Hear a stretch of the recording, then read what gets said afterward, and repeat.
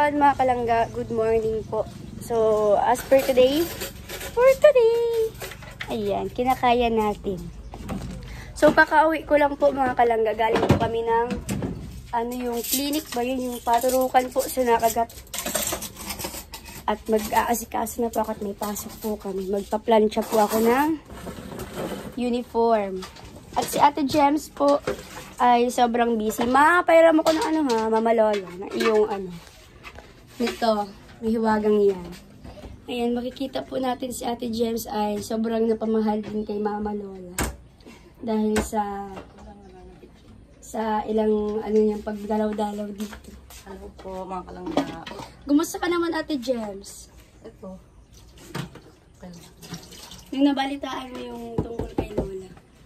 Yun, yung nabalitaan ko talaga yung tungkol kay Mama Maring.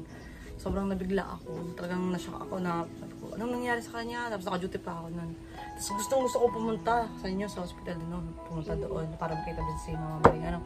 Tapos sabi ko, ay may duty pa ako, pwede naman siguro bukas. Kaso ngayon, pagising ko, ng umaga, nabasa ko agad yung chat ni Trixie na wala na si Mama na. So, nakakabigla. At hindi pa rin ako makapaniwala hanggang ngayon. Kung titingnan mo baga si Mama Maring, parang nakatulog lang. Nakangiti pati siya. Actually, galing ako dun sa dun ako sa tricycle na nag-stay. Pagkabalik ko ng kasi nag-alis ako dun ng 4 AM na. Pagbalik ko dun ng 7, nire-revive na si Mama. Oo.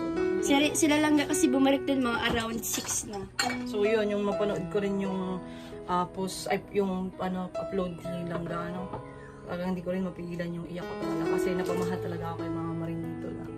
Parang mama ko na din siya, diba? Siya yung nag-aasikaso dito sa bahay. Ay, alam mo Ate Gems, ayan mga kalangga, ang gusto din po ni Lola ay malinis yung kanyang, ito yung favorite spot niya dito. Kung baga gusto niya itong spot na to ay malinis. Ayaw niya nang may mga hugasan, ayaw niya nang hindi naka-organize ang gamit. Even dito po. Paso dito ngayon, madaming mga lalabhan kasi po baga brand out ng 11 days, 'di ba? Okay. Sa amin 11 days pong brand out. So kami kakalaba lang po namin gawa ng kapag hindi po kami naglaba, wala po kami susuotin. At ayan, ipon-ipon po 'yan mga kalangga, yung mga lalabahan. Buti nga po andito si Ate Gems, natutulungan po tayo sa pag-aasikaso ganyan.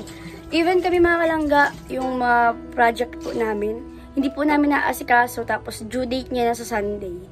So, yun, nalilito na din po kami kung paano namin yung gagawin. Sabay-sabay na, actually, hindi po kami makagawa talaga. Hindi kami makafocus sa Pero papasok po kami ngayon kasi may quiz po kami. At alam naman natin na gustong-gusto po ni Mama Lola makapagtapos tayo. Naunahin natin ang pag-aaral. Kaya, Mama Lola, babalik kami dito mamaya after po ng school. Ayan. Abangan niyo po mga kalangga yung mga mangyayari mamaya. Sana hindi kami umiyak. Sana hindi kami ang tawag doon? Yung parang tulala lang sa school. Sana makasabay pa rin kami. So, ayan po. God bless po sa ating lahat. Ingat po kayo at ingat din kami. So, ayun mga kalangga. Naalis po sila Mama. May lalakarin po sila.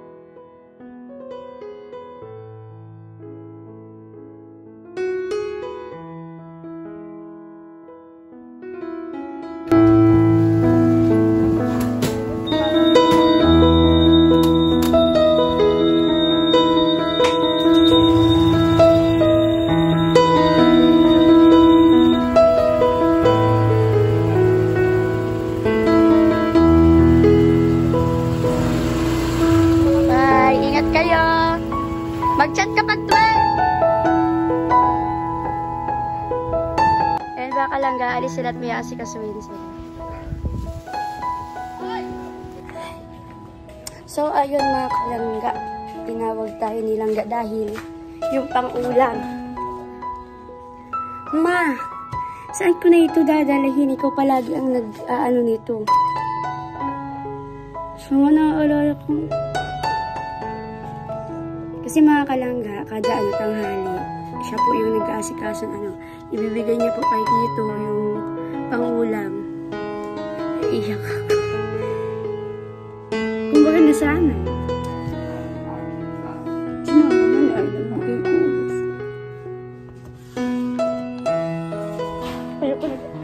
Ayoko po magpakita sa camera ng mahina.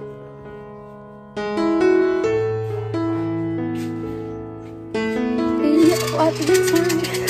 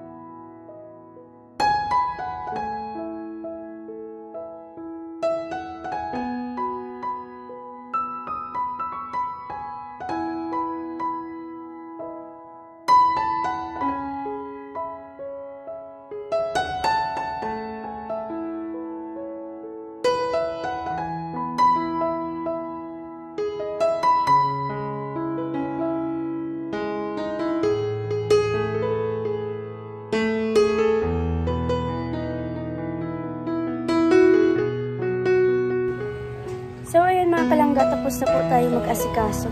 Nakakain na rin po kami at ngayon po ay wala pa rin po si Langga. Hi, Ian. Wala kang baso? Wala. Ma-training kami. Magde-training po si Ian mamaya. Yung sa DLC ba yun? Hi, Kuya. Wait naman ni Kuya. Oh, Kiris. Nagkaya na kayo? Ikaw, Kuya, nagkaya ka na? Bakit? Sana, Earls. Nagluluto si Kuya ng pritong. Ano yan, Kuya? Isdang ano?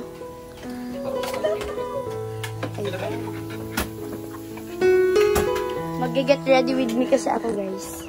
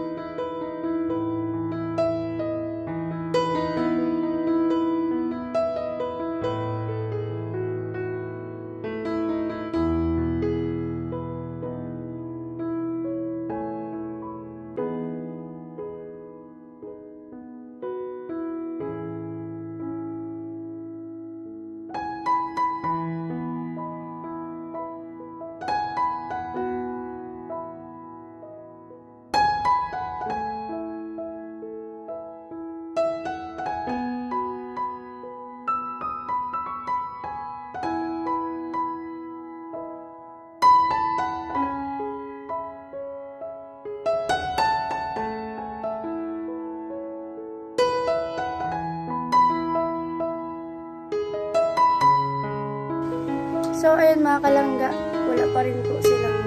So, baka mauna po ako. Ayan. Bye ma, balik kami dito mamaya.